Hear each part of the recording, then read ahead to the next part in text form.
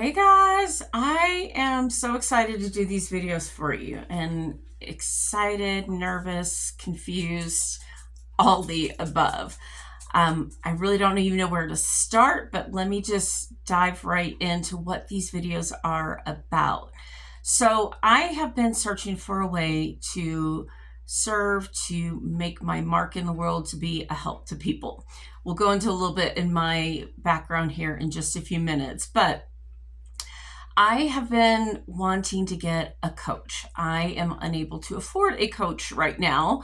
So I've been pondering this idea, and I actually have coaching experience, but just like a lot of therapists have a therapist, it's hard to coach yourself. So I've been thinking about what can I do, and it hasn't come to work out that I can get a coach, that I have those funds that pay for a good quality coach.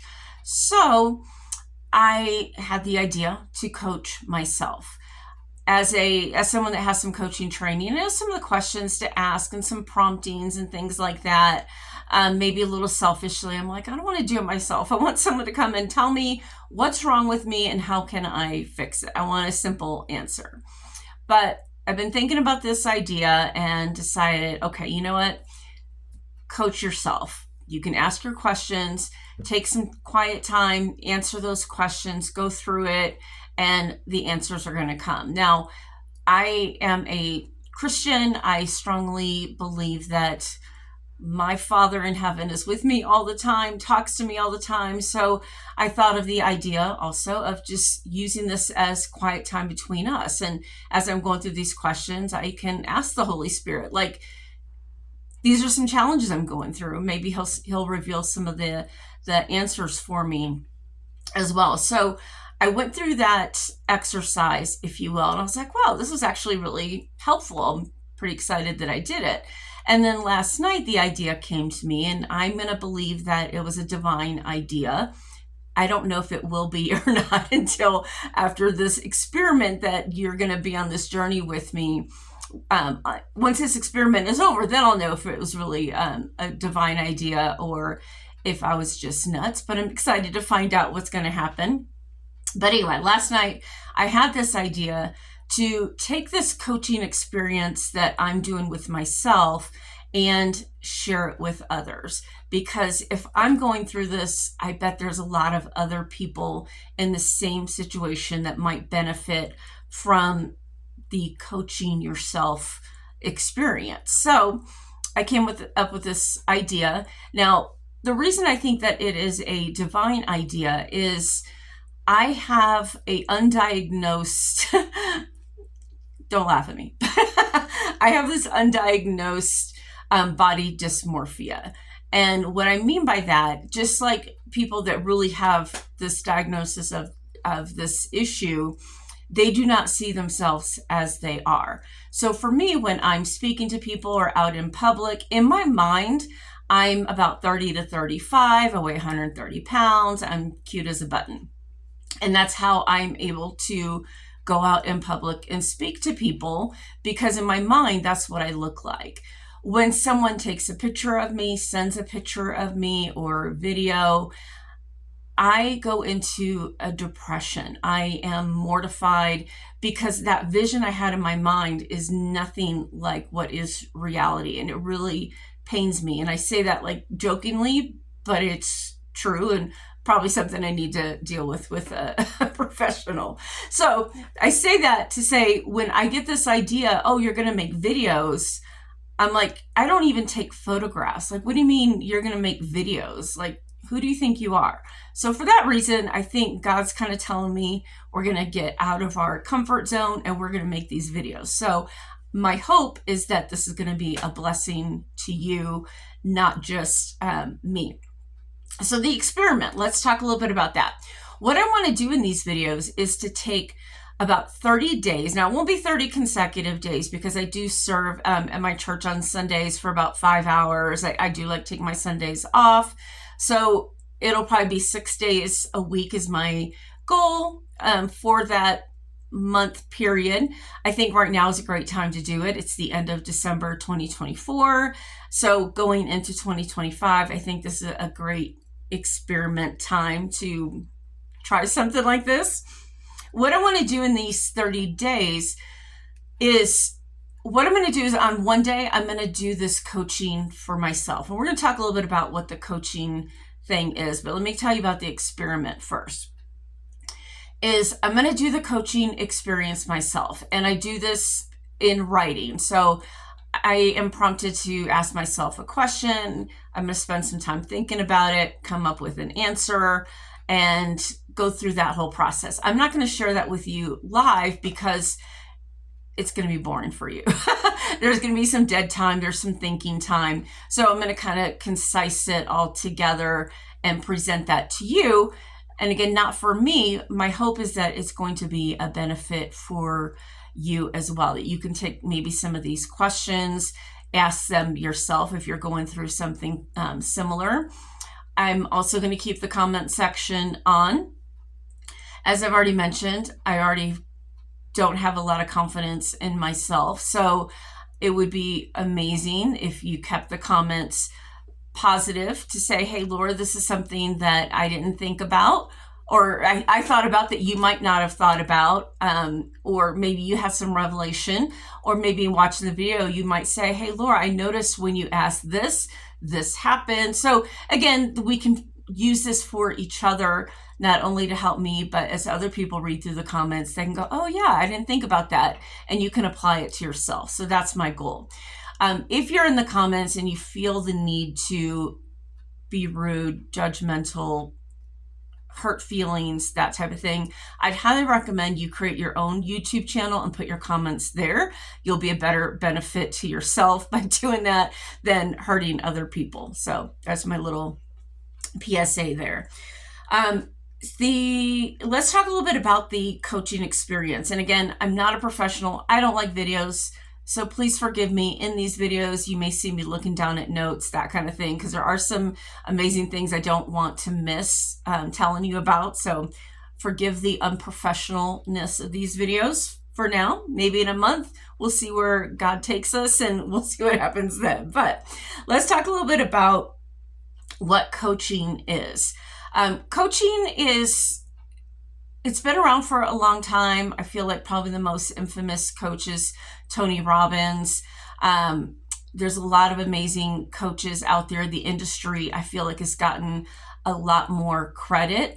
You know, coaching, there is the coaching in sports. The reason you have a coach in sports is because they get to see things from an outside perspective that can benefit you as the player. So in sports, there's coaches that can help you be a better shooter in basketball, a better kicker in soccer, or in the game overall. They can see where the strengths and weaknesses are and plays and give you advice and make your game better. So the same as in life. There's coaches now that have any kind of niche that you can possibly think of if there's an element of your life that you want to get stronger in. So it may be relationships, it may be in your job. There is all kinds of amazing types of niches. It could be, you know, single parents of divorce in their 30s. Like, the niches are so specific now, which are great because they're really going to dive in deep to where you are and make you better. For me, one of the reasons that I wanted to do this is because I wanted to get a financial coach. For me, it was really important to get a coach that is a Christian, that believes in biblical principles when it comes to money. Someone that knows me, but maybe not enough, that can challenge me in some things.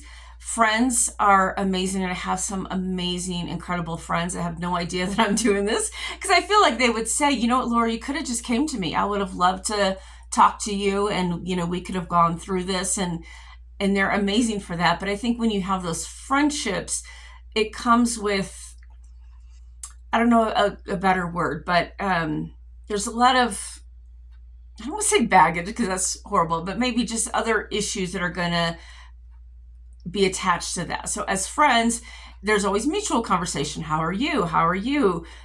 We want to kind of share some different things. And then also with our friends, we have our own prejudices, whether we mean them to be good or bad. If I had a friend that's like, I want to move to Africa, I'm like, I know you and you don't like bugs. I don't want you to go to Africa, or I'm going to miss you and I don't want you to go to Africa. But that may be something that God put on their heart. And I, as their friend, I don't want to crush that. So that's kind of what I mean by baggage, is they know maybe too much about my friends, or they know too much about me to actually be an outside challenger, if you will, to make me better. So, in therapy, I feel like therapy is not as taboo as it used to be, especially with apps and things like BetterHelp, which are amazing. A lot of people are getting therapy. Like I said, therapists have therapists. So it's not a bad thing. But I feel like when I say I'm going to go talk to my therapist, that's more like I've got an issue. I need to go back into my past and figure out why I am the way I am, which I may need to do that for the body dysmorphia thing. But if I said I'm seeing a coach, it just means that there's an area in my life that I feel like I'm not my best, and I want to get a coach to help me get out of where I am, fill in that gap and get me to where I need to be. So if you are a coach, you know these benefits. If you have not had a coach before, I highly recommend it. Again, find one that's specific in that area. For me, trying to find the specific finance coach that I want in my budget, which is big zero right now, it's hard to find. So hopefully maybe through this experiment, that budget's going to change and I will be able to get an outside coach. But initially, my hope is that doing the self-coaching is not only going to be a benefit for me, but that you're going to take a lot from it as well. I'll share a little bit about myself as we get through these this 30 days as well. I don't want to bore you with my whole life story, but as I kind of jokingly said, in my mind, I see myself about 30, 35. I'm actually in my 50s. I'm going to say I'm 50 until I can't say it anymore, until it's pretty obvious that I'm not. So, and then in my career, we'll probably talk a lot more about my job history as we go through this journey as well. But most recently, I've been a event consultant specializing in fundraising events. I worked for a company for 10 years, have amazing clients, that type of thing. That job ended in April. And again, we'll probably dive into some more specifics on that as we get through. But I have some amazing clients that stuck with me. And so I'm doing some independent events here right now, but I don't have that full-time paycheck anymore since April. So right now, again, going, okay, God, what am I doing wrong? I need to get finances. I need to get my life in order. And again, not necessarily for me. My ambition in life is that I want to serve others. I want to be generous. I want to, if anybody says, hey, I have a need, I go, I got you. And I don't even sweat it. That's like my dream. I feel like it's probably a lot of your dreams as well, that anybody needs anything. I don't want to think, oh, I got this bill coming up and I can't give. That like hurts me to my core. So that's really where my my coaching challenges is right now, is in the financial realm. And again, I feel like there's just a lot of people right now in this. I feel like in 2025, there's a lot of hope for the future and opportunity. And I'm just believing that that is going to be the case for most of us. I feel like the last few years have been a big struggle, especially, since COVID has been a huge struggle for a lot of people, put people back in their finances. So the way that this, again, is going to work, so I kind of shared a little bit. I'm going to review some of the coaching notes that I did the day before and then go through them with you, go through some of the answers. And again, if you have anything where you go, oh, did you think about this? Or, oh, that was insightful, whatever, add those in the comments. I would love to hear about those. So I'm going to be looking over to my side on my computer. So sorry, I'm looking back and forth. I'm going to kind of go through some of the questions, share those with you, share what the answers were, and then kind of what the conclusion was. And again, my hope is that going through this is going to be a blessing for you. I already have my extra little tissues here because I already suppress a lot of my emotions and keep them right there on the edge, and they sneak out quite often unexpectedly.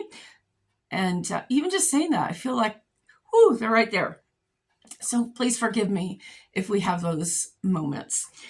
All right, so the way that the first session, because this is our first session together, is really as if the coach were, tell me about yourself. Why are you here? What's our goal? So I'm going to kind of skim through some of these and share those with you. So, oh, sorry, one more thing I did want to share also is, as I was going through these questions, I put myself kind of in two personalities. So I had to go from coach to client, back and forth. There's also a book that I highly recommend. It's about 20 years old. It's called Jesus Life Coach. I feel like even if you're not a follower of Jesus, you're going to get a lot of benefit out of this. I'm not connected to this author in any means. Maybe I should. I don't know how this whole YouTube thing works. But anyway, her name is Lori Beth Jones. I read this book a long time ago. And then while I was thinking, oh, I should be coaching myself, I'm rereading her book. And there's just amazing questions and thoughts going through it. And also, as I'm dividing that personality, I'm inviting the Holy Spirit in as well and saying, Jesus, just talk to me as well. If there's something that I need to be challenged with or something I need to think about, let's do this together. So it helps me kind of separate that personality as well. So the first question here in our coaching sessions, why are you here? And I don't know if I shared this yet, but I really wanted in the coaching experiences for someone to just tell me what's wrong with you. So that's what I want in this coaching. Now, in any questions that you're asking in coaching, you want to be very aware of how you're phrasing these questions.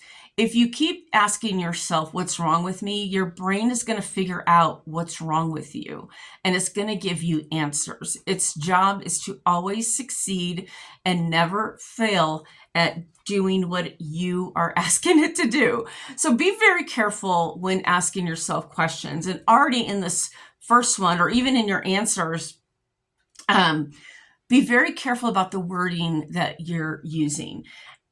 And I already put, some red alerts on my answer. My answer was, I want to figure out what I'm doing wrong. So when I say that, my brain's going, oh, well, there's this and this and this, and it's going to just condemn me and put weight on me and tell me everything I'm doing wrong. Instead of actually it being more productive and saying, this is what we can do to move to the next step. So already going to tell you there's a big no-no in my answer there, or something as you're coaching yourself or others to be aware of that. That's not a really good answer. So, but and that's probably why I haven't gotten the answer yet, because I'm struggling with what am I doing wrong? I'm like, is there something in my past that I'm holding on to? Is there some just history or anything that is preventing me from moving forward? And again, especially in the financial realm is where we're focusing on this particular coaching. So a little, actually, we're going to go through this background here. So the second question is, well, tell me about your earliest memory regarding money. Now, this is not therapy where we're going to go back into your past and figure out all the things that your parents did wrong and all those things. But it is important to be aware of, is there some habits that you've been doing all of your life, or things that you saw your parents do that you're continuing to do, not understanding that it might be hindering you? So my answer was, my earliest memory was about money is that there was never enough of it. There were times when buying things like a new Easter dress was not a big stressful issue. My mom loved doing that for us. And then there were times that the church or family members were bringing us food because my dad was on strike. My dad worked for a factory in Michigan. He was in the union, so they were constantly going on strike. So it was feast or famine pretty much my entire childhood. My family always worked hard, but it just was never enough. They were very working class people. The question here, what was your first negative trigger regarding memory? What made you think as an adult that you didn't have enough money or weren't going to have enough? And then my answer was, I remember when I was 18 years old, I was applying at a local electronics store to get credit so I could buy one of those cool component stereo systems that everybody had in the 80s. And I applied for credit and was denied. And in my mind, I immediately said, you don't have good credit. You're not good enough. You don't have enough. It's not going to be enough. And I held on to that. And I feel like ever since then, I held on to this, your credit's not going to be enough. You're not going to be good enough, etc. When really it was just you're 18, you don't have any credit. And that's why it got denied.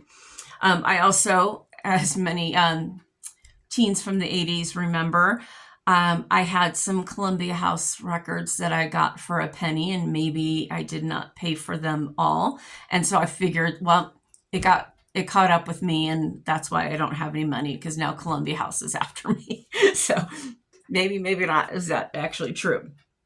And then the question here, what is your confidence in handling money today? What emotions do you have about money today?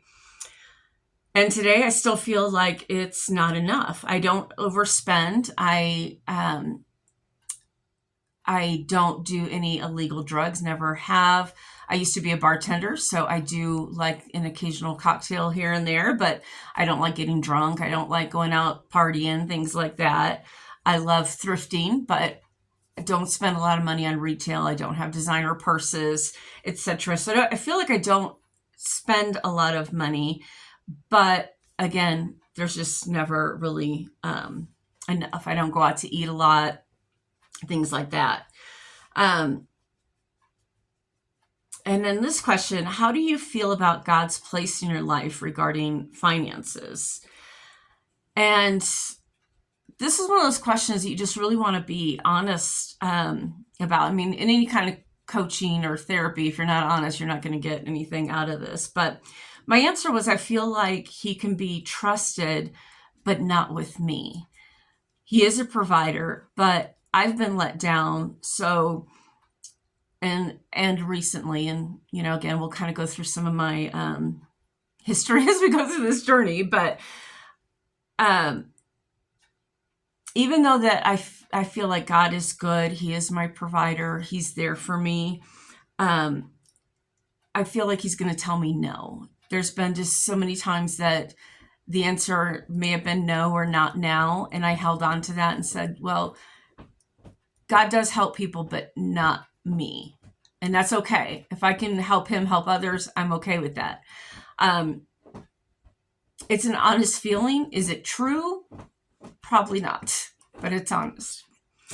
See, there goes those emotions. Okay, we're going to take a breath. Always have your water. Let's see. We'll talk a little bit about the positive side on money. When there was times that I was in the feast time, like I said, my whole history has been feast or famine. It's been like that through my adulthood as well. And the question was, how did it feel when you were making good money?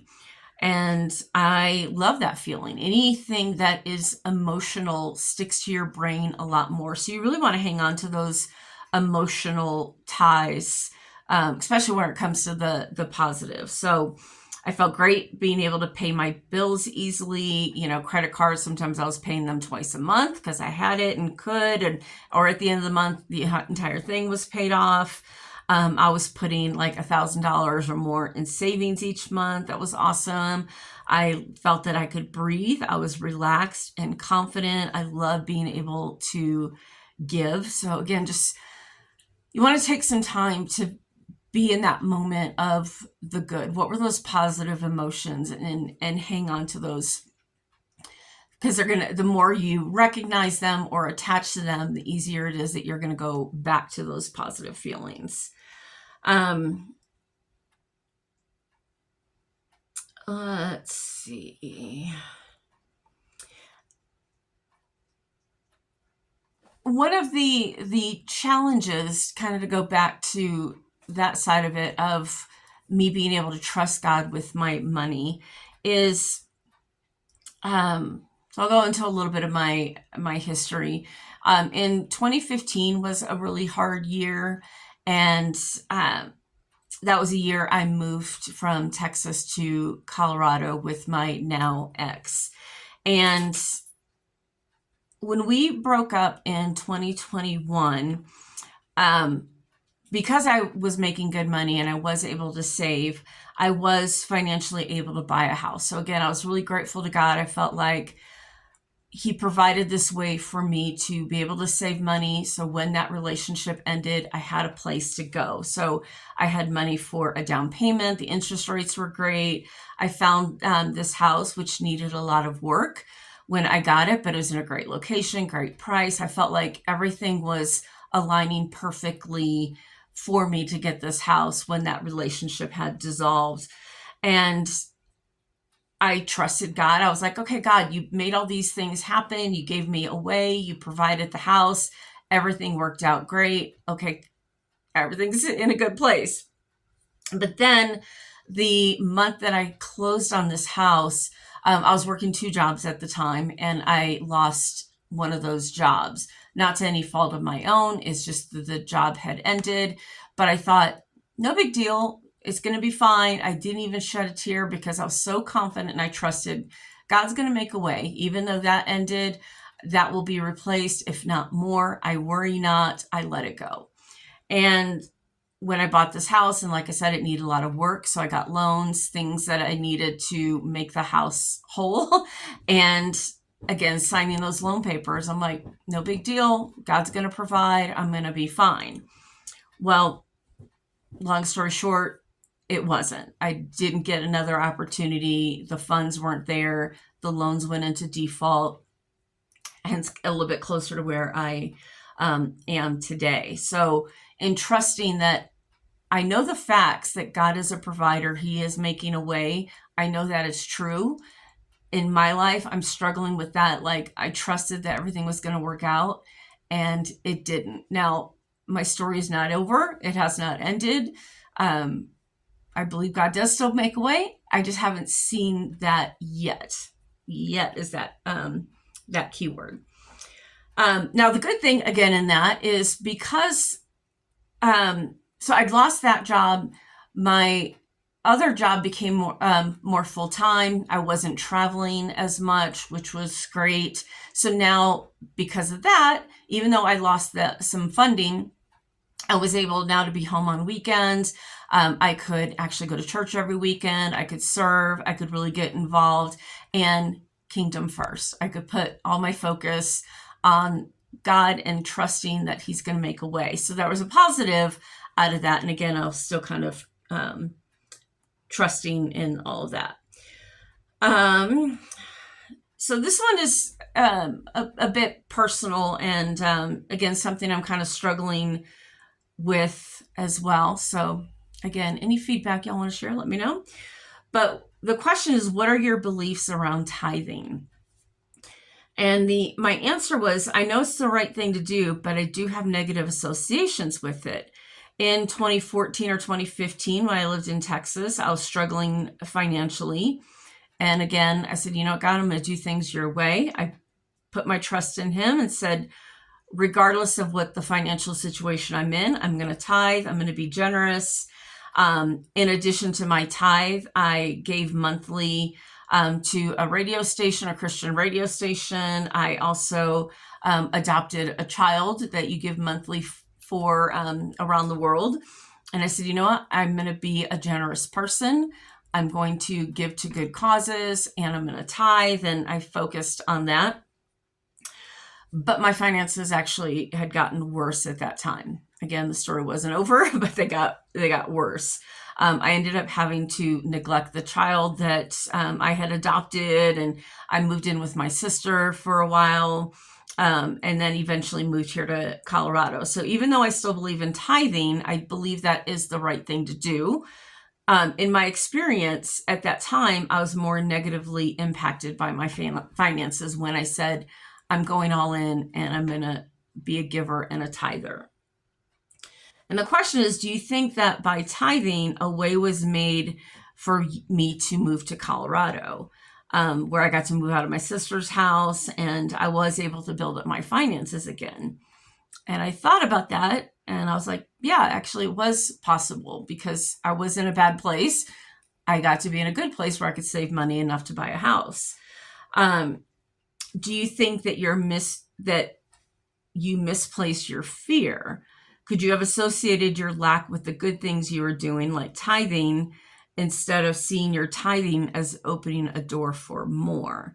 So for these past 10 years, I was having this negative association to say, I've been putting this money in tithing, and then everything fell apart. So tithing equals things falling apart. Completely false.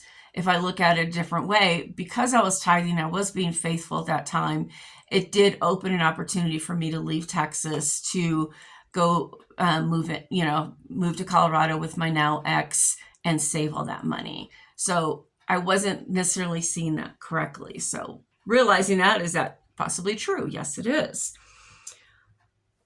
And then I asked myself, what could you do to change that false belief? I can't accept that while there were some dark times in those valleys, while I was being generous in tithing, God was working a plan out. It's a little bit kind of what I just shared. What new belief do you have from that realization? That tithing is an instruction from God. The enemy has made you believe that giving was the cause of your lack, but the enemy does what he does best, and he lied to you. God's ways are always best, and you're no exception to the rule. So that was a really important realization for me. What action can you take to show faith in your corrected belief? So whenever you're doing coaching, you want to make sure that you're leaving us with some action steps. So for right now, some of my action steps were a plan already that when I do have income again, that tithing is going to be a top priority for me. It's going to be actually more important than paying the mortgage because I want kingdom first.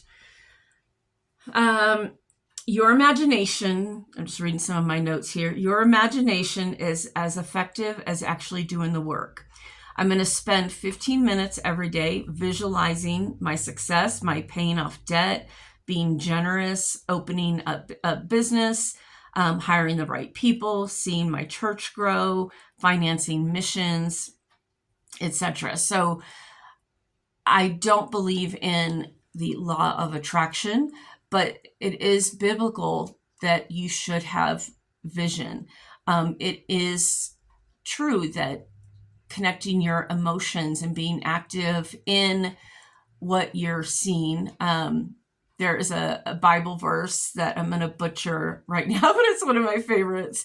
It says, may God give you the desires of your heart and make all your plans succeed.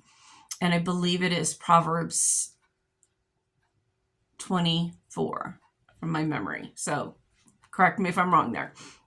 But what I like about that verse is it's not just like, may God be a genie in the bottle and give you everything you want.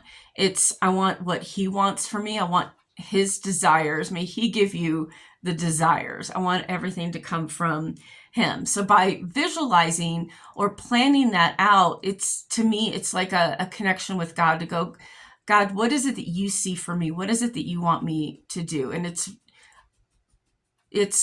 previewing, faith is actively seeing what is unseen. It's believing that the unseen is seen. So by me visualizing this unseen plan, I believe that this is what God has kind of given me, these desires.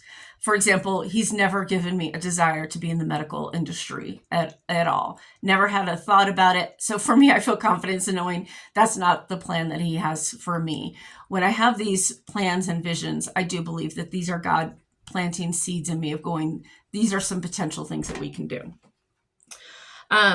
And then anytime I'm doing these coaching too, I always want to make sure that I am staying connected with God and I have a prayer. So while I'm thinking about it and growing in this, my prayer was just thanking God that this chain, this false belief over my life is now broken. The truth has been revealed. I no longer hang on to this lie that tithing will limit me or my financial security. Um, and then I asked, what else are you struggling with? That's always a great question in coaching is what else? Tell me more. I'm in a scarcity mindset right now. Although I'm not only trying to overcome it, I ignore it a lot of times. So um, we'll probably cover this a little bit next time. We'll come back to going um, into some of the next struggles in that scarcity, because I think that's a whole challenge there on its own.